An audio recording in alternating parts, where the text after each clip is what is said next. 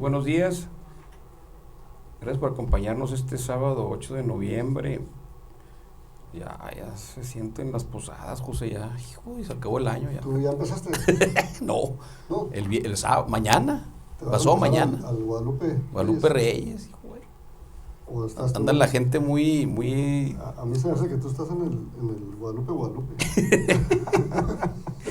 O al Pues- revés, los Reyes Guadalupe. Pues, exacto. No, porque esa es la semana Está muy larga, larga. ese es el sprint. Hoy tenemos un invitado chihuahuense, pues que fue galardonado, un abogado muy experto en temas agrarios.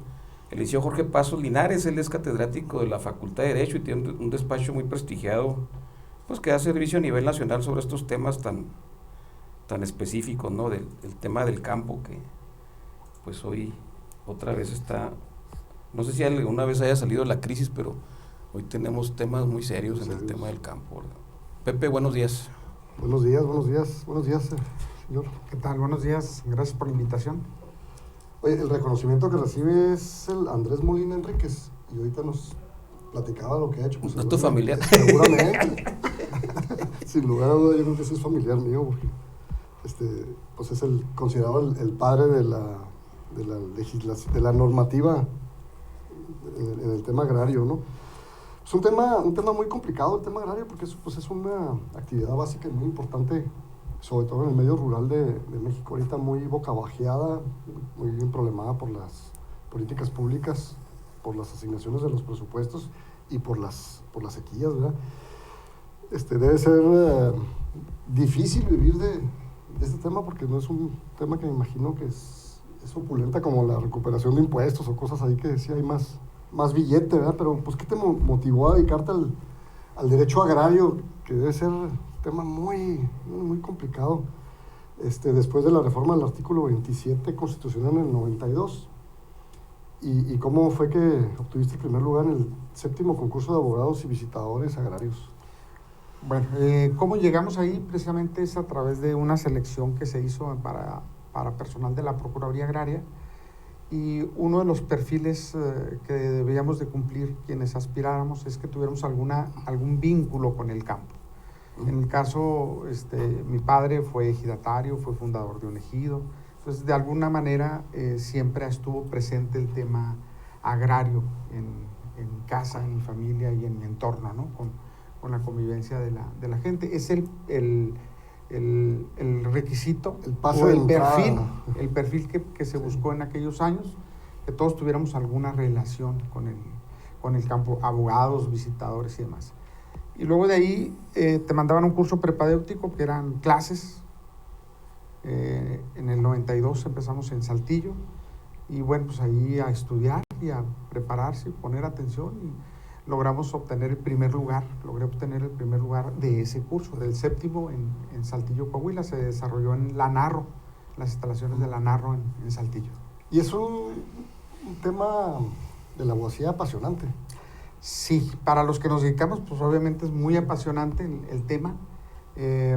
O sea, es Tiene más allá que de ver- una chamba, ¿verdad? Pues, Es más allá de una chamba, es exacto, es correcto. Es más allá de una chamba, tratar de entender desde la historia. No podemos comprender en México si no entendemos la parte del derecho agrario, porque finalmente el derecho agrario surge, o la primera relación que surge del hombre con la propiedad es a partir de que se asienta en un lugar. Y lo representamos, en el caso de México, a partir de que los aztecas se asientan en el centro del país. Ahí se empieza a generar una tenencia de la tierra, y a partir de esa tenencia de la tierra se van generando todas las estructuras sociales, y van evolucionando a través de la historia hasta nuestros días, ¿no? En el 92-99, Jorge, capacitaste a más del 50% de la plantilla nacional de visitadores y abogados agrarios del país. En aquellos años, ¿cuáles eran los desafíos antes del año 2000? Bueno, antes del año 2000 el desafío era que se implementara el nuevo derecho agrario, que se difundiera y que la gente conociera de las libertades que le entregaba la nueva legislación agraria, y que pudiéramos llevarle a la gente seguridad jurídica en la tenencia de la tierra. Entonces, fue parte, primero, pues conocer el derecho agrario y luego dotarla de instrumentos para que ejercieran esas libertades. En ese sentido, fue muy importante un programa que se denominó Programa de Certificación de Derechos Ejidales y Titulación de Solares Urbanos. Entonces, a través de ellos, los ejidatarios obtuvieron sus certificados parcelarios de uso común. Y algo muy importante, las familias obtuvieron títulos de solares urbanos, lo cual los convirtió en propietarios de las casas inscritos en el registro público de la propiedad. O sea, le generaste patrimonio y seguridad y certidumbre a las familias. ¿Y cuántos, o mejor dicho, cuándo empezó el reparto de tierras realmente? ¿Y cuándo concluye en México el reparto de tierras? Porque yo escuché al presidente Salinas con algunos discursos así muy disruptivos, pero ¿ya no hay tierra que repartir ahora? No, o sea, hay tierra, pero no hay suficiente como para que mantengas una expectativa nacional de que le vas a dar tierra a todo el que no tenga. No hay suficiente tierra para este asunto, ¿no? El reparto agrario como tal se empieza a plantear desde la Revolución. Anteriormente existieron otro esquema agrario en el país a través de la pequeña propiedad, a través de las comunidades indígenas que ya existían desde antes de la colonia, pero hablando propiamente del reparto es a partir de la Revolución. Concretamente empieza con la propuesta de la ley del 6 de enero de 1915. Zapata era su lema, ¿no? Zapata era... Emiliano Zapata. Zapata decía, bueno, la tierra es para el que la trabaje y restituirle la tierra a las comunidades indígenas. Esos eran dos de los postulados más fuertes de Zapata, ¿no? Que el campesino tuviera acceso a la propiedad de la tierra y que se le restituyera a los... ¿Y entonces el reparto cuándo empieza y cuándo concluye? Digamos que empieza en 1915 en la propuesta y culmina en 1992. O sea, fue mucho tiempo el que duró el proyecto del reparto. Sí es importante decir que en la época de los 36, en la época de Lázaro Cárdenas, fue el periodo donde más tierras ejidales, más ejidos se crearon, más tierra se entregó. Y ya a finales, digamos, de los 80s, en los 80s, el reparto agrario ya no había capacidad para dar tierra a todo el que lo solicitara. Muchas de esas solicitudes que se formularon en los últimos años del reparto agrario fueron resueltos en forma negativa, porque no había condiciones. Pues igual hay que meter una solicitud igual y pegar, ¿no? Para tener un pedacito de tierra. Y ahorita mencionabas el programa de Procede, que tú fuiste director. ¿Cuáles fueron los principales logros y obstáculos que tuvo ese programa de certificación? Bueno, yo estuve aquí como director del Procede en Chihuahua para cerrar el programa, concluirlo.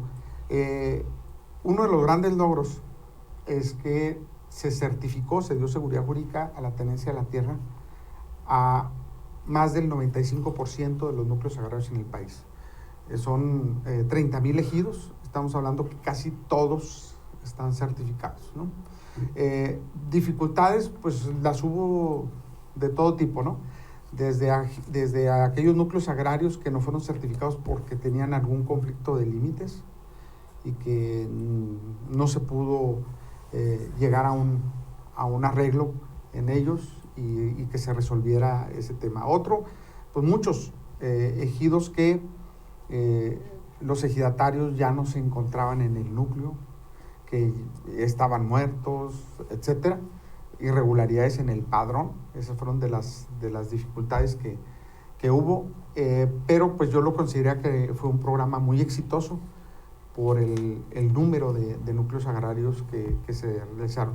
Y como en todas las cosas, ¿no? Evidentemente también en el programa se cometieron algunos errores de medición, en algunas ocasiones podríamos haber sido sorprendidos los funcionarios públicos que se metiera gente que no era ejidataria, cuestiones de este tipo.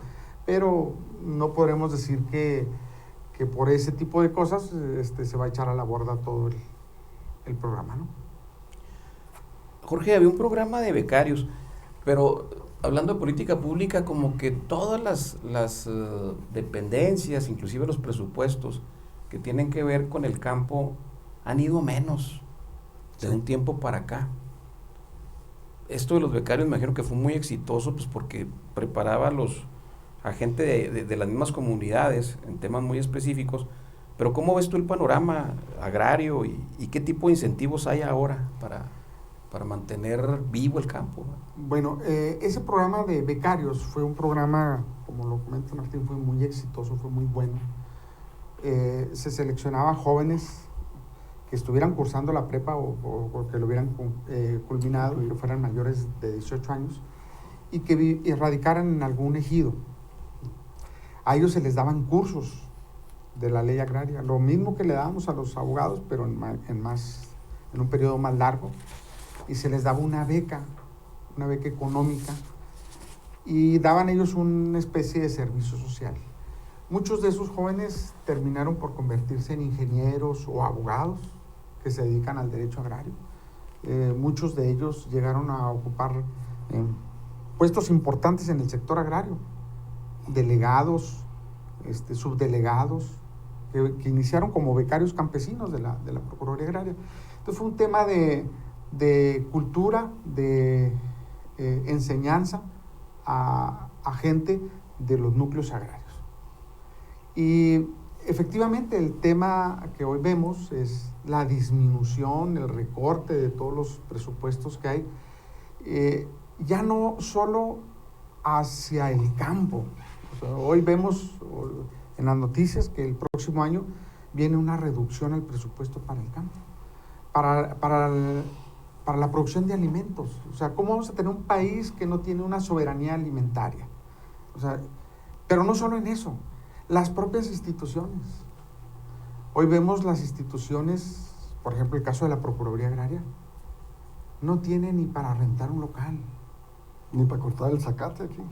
No, tienen... está horrible. Están no, pero ya no están ahí en la Zarco, ya no, porque ya no tuvieron para pagar la renta, entonces les dio asilo el Registro Agrario Nacional.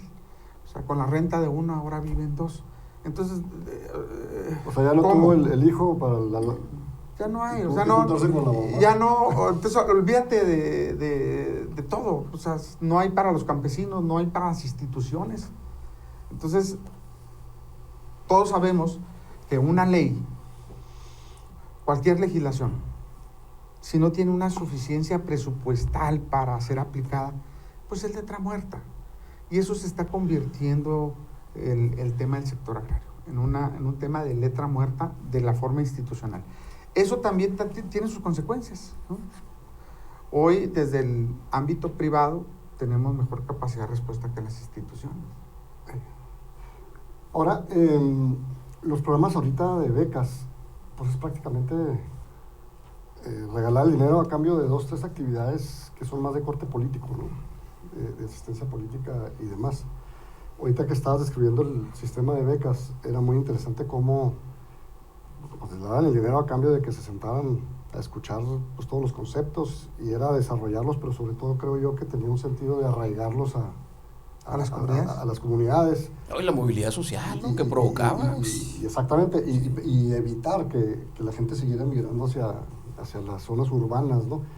¿Qué cambios harías tú ahora con tu visión de ahora sí que toda la historia, porque también ya la estudiaste, a esas becas de jóvenes en el sector rural? Yo creo que hace mucha falta retomarlas. Se está perdiendo el tema de impulsar la cultura de la legalidad, la cultura jurídica del derecho agrario.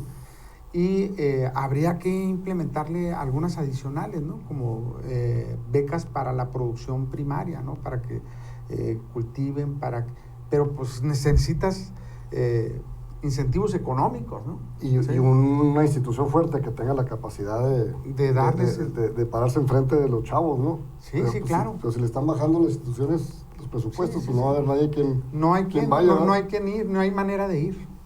Entonces, bueno, si antes teníamos eso de los becarios, ahora necesitas muchas más cosas. ¿Sí? Necesitas retomar esa parte de la cultura de la legalidad y necesitas también meterte al tema de la producción. Y tecnológico, ¿no? Sí es, todo es, pero pues estamos ahora sí que muy abandonados en el tema presupuestal para que se realice eso. Y ahora ¿cómo se encuentra el derecho agrario, Jorge, en México y como académico también y en la práctica profesional? ¿Qué cambios se han ido dando con el tiempo? Bueno,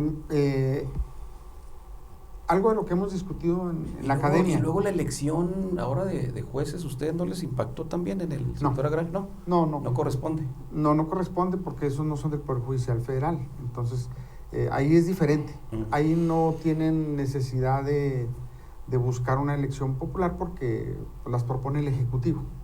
Entonces, esos ya los tienen.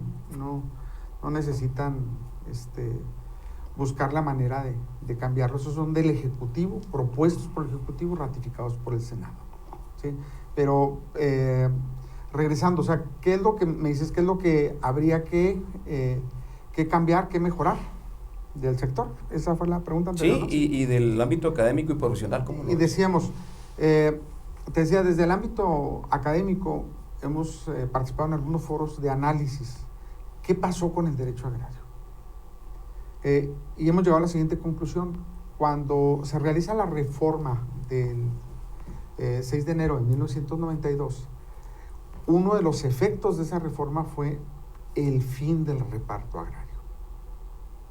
Entonces, cuando termina el reparto agrario, académicos y el gobierno mismo dice, bueno, pues ya se acabó el derecho agrario. Y no era así. El derecho agrario se transformó para incorporarse y vincularse con las demás materias, ¿no?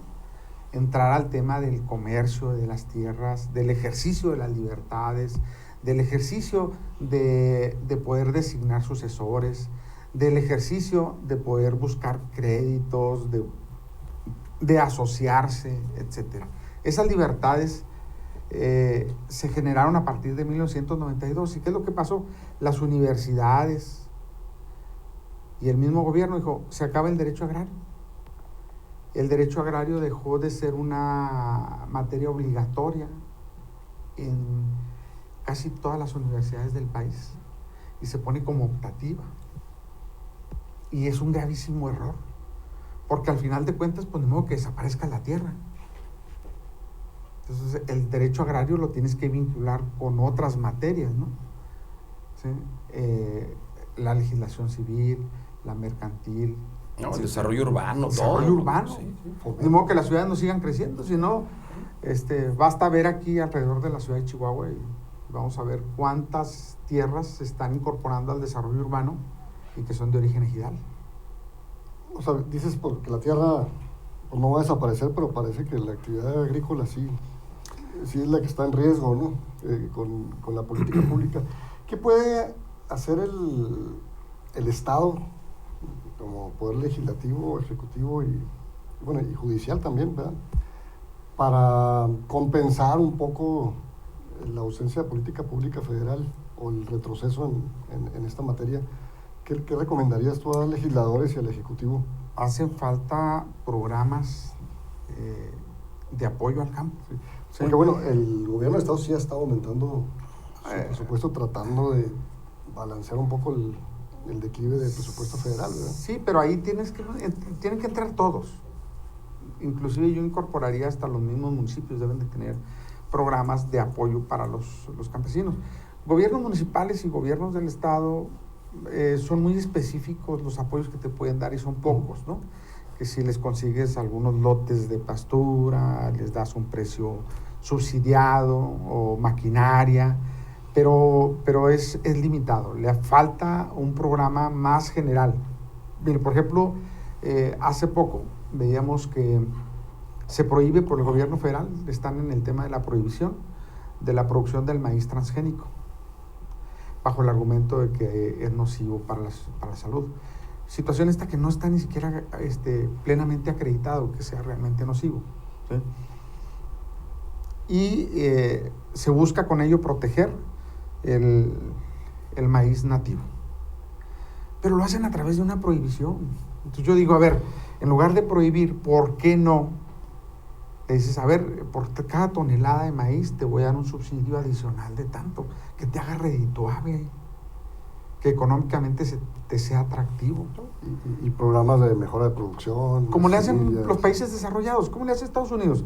¿Por qué? A ver, ¿por qué cuando vamos al súper y compramos las manzanas que dicen ahí Washington, vienen de Estados Unidos? ¿Por qué son más baratas? Porque ya están subsidiadas. Y las manzanas que aquí podemos comprar, que se producen aquí, son más caras. ¿Por qué? Porque no tienen ningún apoyo.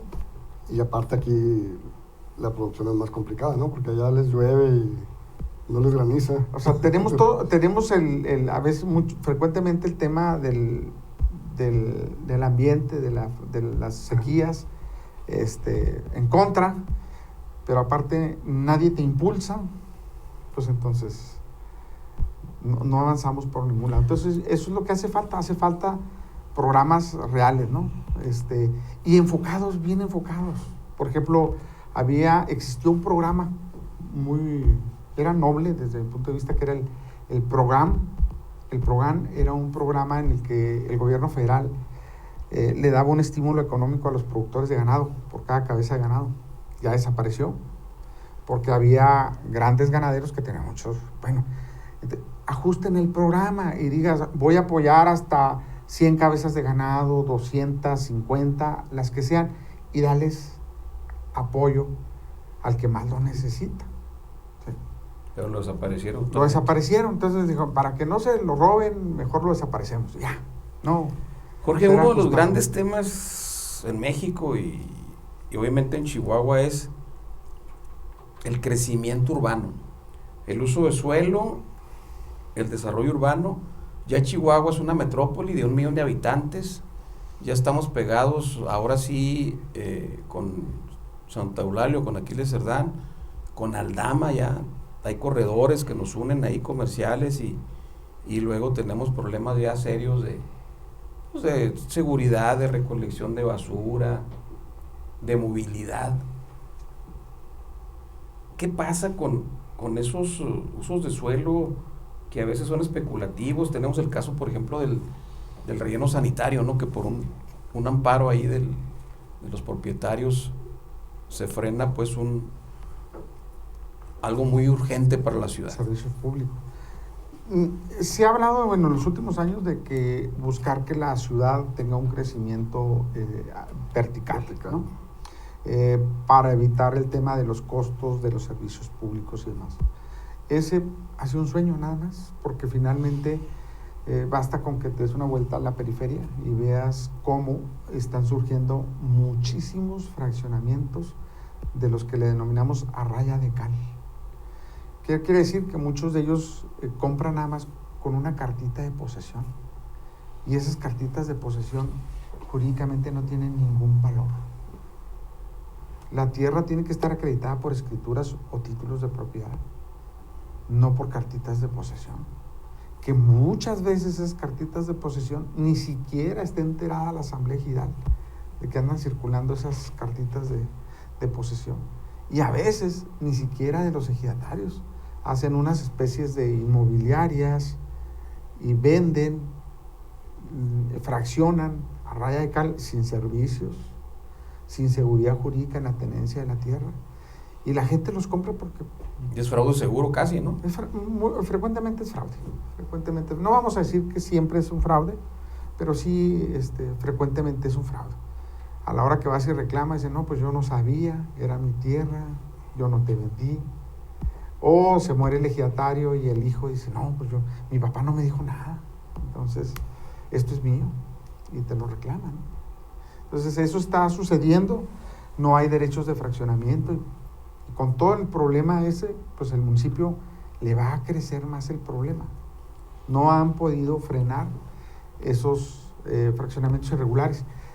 Y vamos, debería... ¿Hay corrupción ahí o qué hay? ¿Por qué no? No, es un círculo vicioso, ¿no? Por un lado, si tú quieres hacer un cambio de destino de tierras de uso común, asentamiento humano, Las instituciones del sector agrario no te dejan. ¿Por qué? Porque para una asamblea de ese tipo tienes que pedir permiso a México. Tienes que llevarle los estudios de Semarnat. Semarnat no te hace los estudios. Tardan 2 o 3 años en entregarte un dictamen. Entonces, Y son carísimos. No te los hacen. No te entregan la opinión. Tienes que andar luchando con ellos en los juzgados federales para que te respondan, para que te contesten. Entonces, desde ahí empieza una traba. ¿Y qué es lo que sucede? Pues la gente dice, bueno, pues mejor vendo a raya de cal. Entonces no pagas derechos de fraccionamiento y mucho menos te estableces el compromiso de la dotación de servicios públicos. Y ya nada más le pasas el problema al municipio. Al rato los vas a tener formados en el municipio exigiéndote agua, drenaje, luz, pavimento y todo. Seguridad. Seguridad. Entonces, ese es un problema muy fuerte. Y no es exclusivo de Chihuahua, ¿eh? No. Es un problema nacional. Tú a la ciudad que quieras, ve y vas a encontrar exactamente lo mismo.